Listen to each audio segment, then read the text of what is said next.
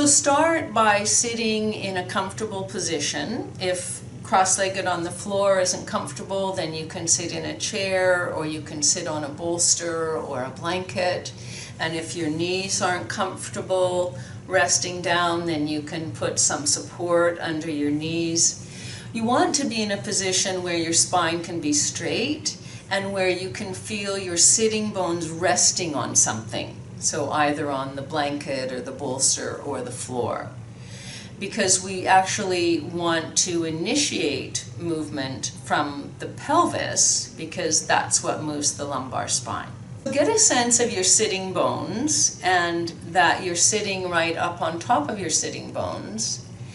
And then roll your weight back on your sitting bones so that your spine flexes. And that's good to do on an exhalation because you're collapsing your chest a little. On your inhalation, then roll forward on your sitting bones so that your pelvis and your lumbar spine goes into extension. And do that a few times, rolling back and rolling forward.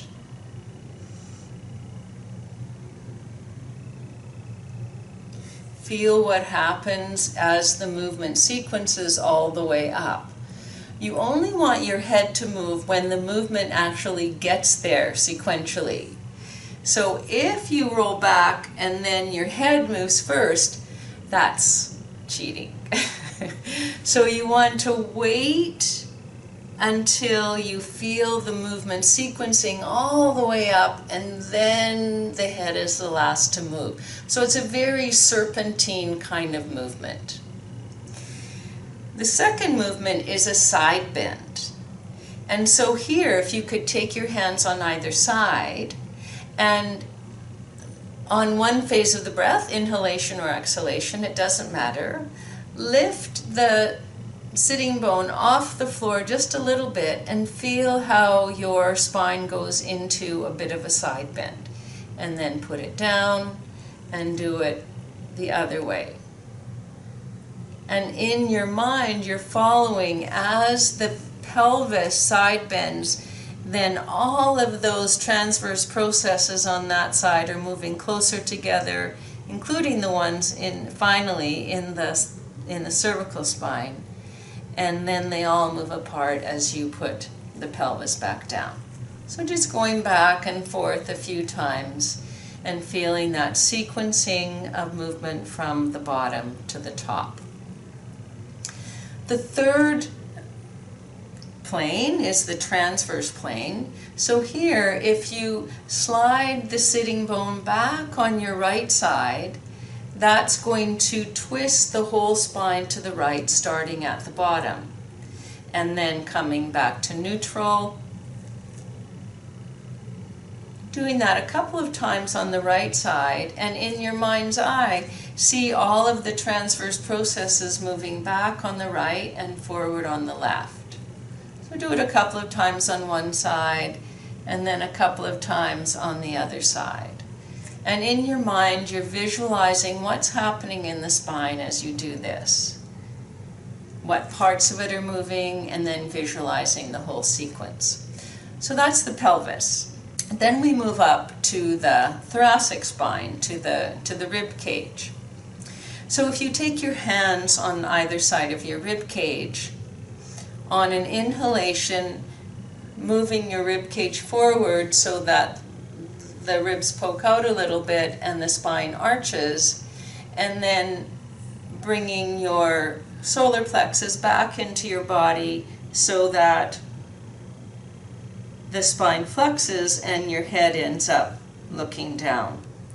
So as I inhale, I'm initiating the extension movement, and the ripple is up and down, and as I exhale, I'm initiating the flexion movement, and my pelvis tucks and my head tucks. So just a few times to get that sense of initiating from a different place. And then the twist. So keeping the hands on the ribs, Doesn't matter if it's inhalation or exhalation when you move, just choose one. So I'm going to move on the exhalation.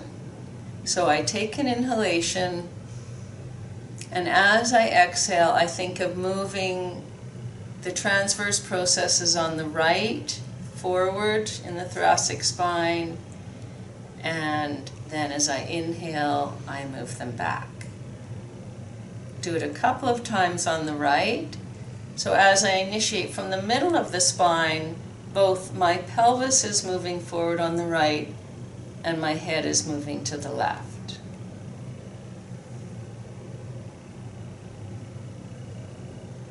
And in my mind, I'm following that sequencing. And then do it a few times on the other side.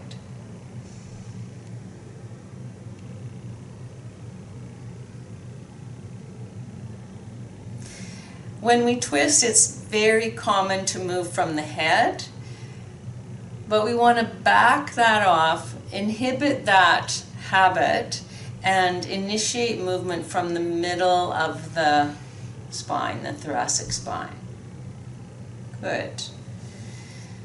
So then the cervical spine. On an exhalation,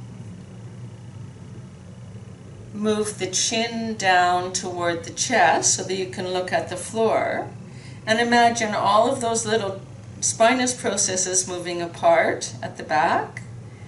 And then on the inhalation, all those spinous processes moving together as you look up toward the ceiling. And going back and forth a few times. The discs are opening in front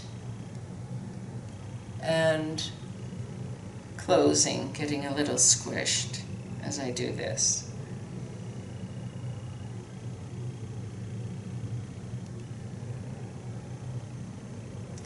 Okay, the second movement is the side bend. So again, we've got these little transverse processes that are sticking out, and you can actually feel them in the side of your neck there.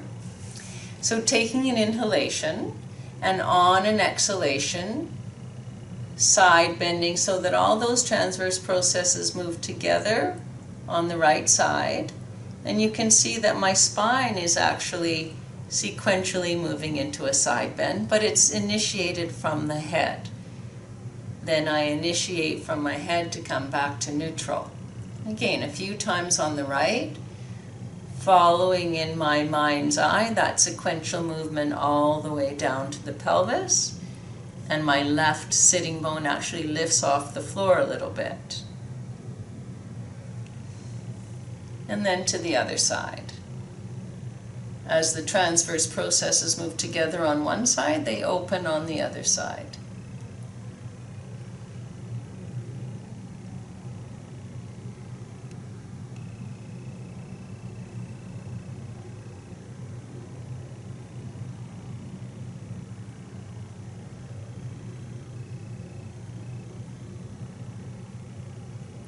So the movement can actually look the same depending on where, even though you're initiating from different places, but the brain has very different inputs when you initiate from the pelvis or from the thoracic spine or from the cervical spine.